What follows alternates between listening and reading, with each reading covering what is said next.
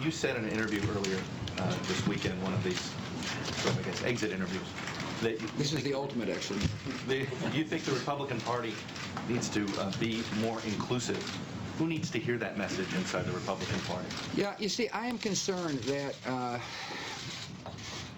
in the wake of the defeat, that the temptation will be to look inward and to say, well, here's a litmus test you must adhere to. This party will come back, but the party's message has got to be that different points of view are included in the party. And take, for example, the immigration debate. That's obviously a highly contentious issue. And the problem with the outcome of the initial round of the debate was that some people said, well, Republicans don't like immigrants. Now, that may be fair or unfair, but that's the image that came out. And, you know, if the image is we don't like immigrants, then there's probably somebody else out there saying, well, if they don't like the immigrants, they probably don't like me as well. So my point is that our party has got to be compassionate and broad-minded. I remember the 1964 elections. My dad happened to be running for the United States Senate then, and you know, got landslided with the Johnson landslide in the state of Texas. But it wasn't just George Bush who got defeated. The Republican Party was pretty well decimated at the time. At least that's what I think that's how the pundits viewed it. And then '66, there was a resurgence. And the same thing can happen this time, but we just got to make sure our message is broad-gauged and compassionate, and that we care about people's lives, and we've got a plan to help them improve their lives. Jay, yeah, how you doing? I'm good. How you doing, sir? So what have you been doing since 2000? Never mind. Working my way to this chair. So are you going to be here for President Obama? I will. It's a pretty cool job. It's not bad. Yeah. Yours might be better. Yeah. What, retirement?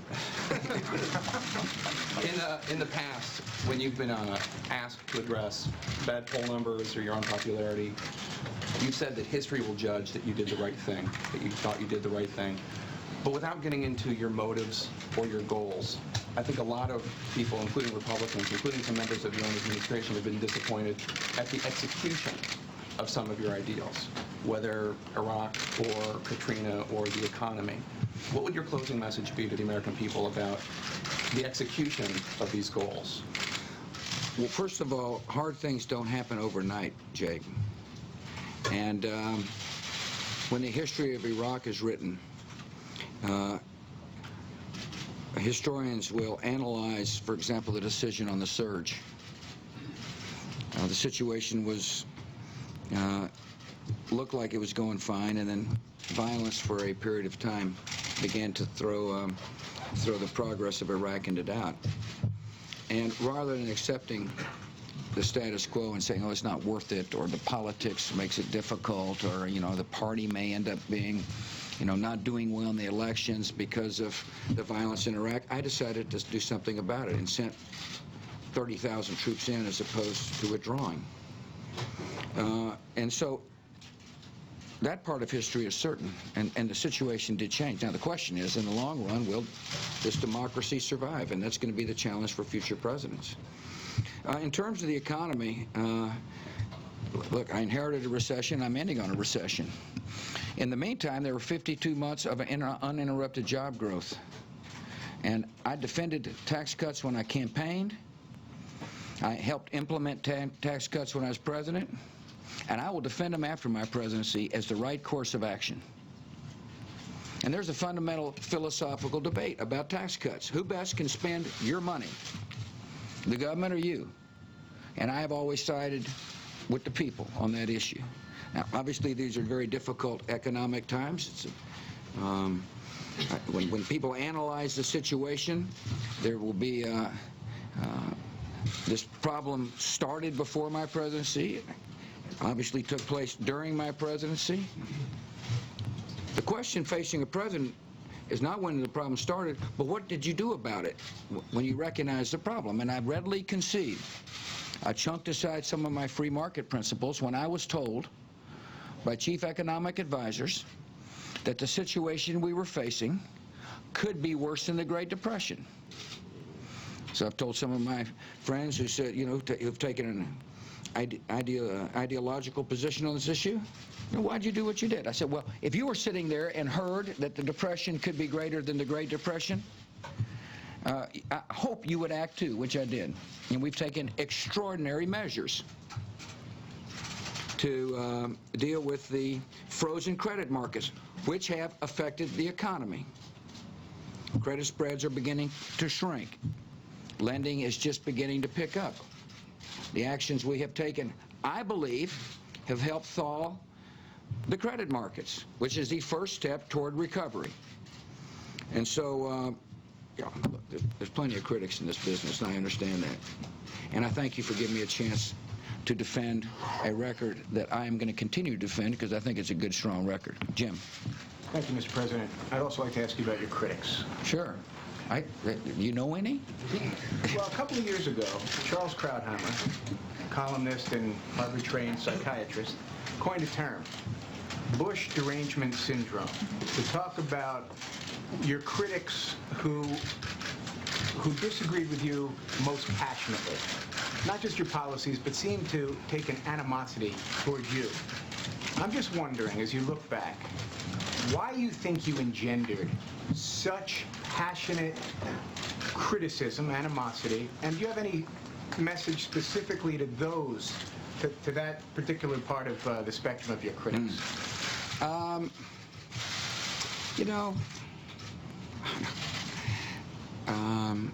most people I see,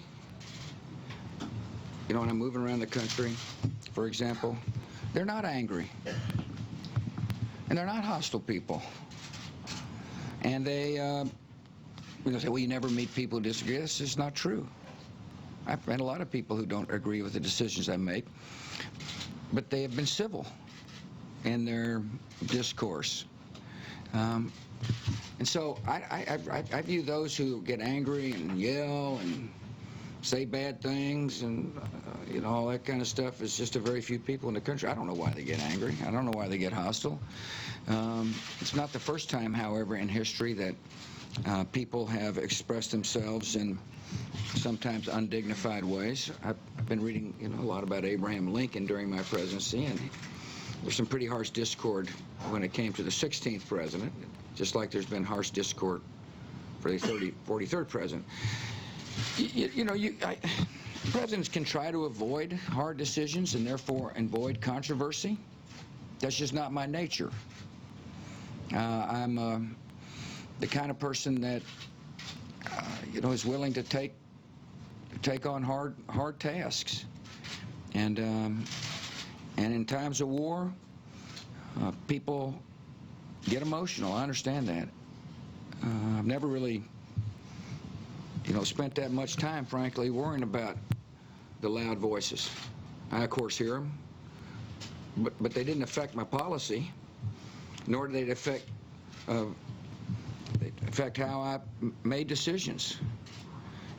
You know, the President-elect Obama will find this too. He'll get in the Oval Office, and there'll be a lot of people that are real critical and harsh, and he'll be disappointed at times by the tone of the rhetoric.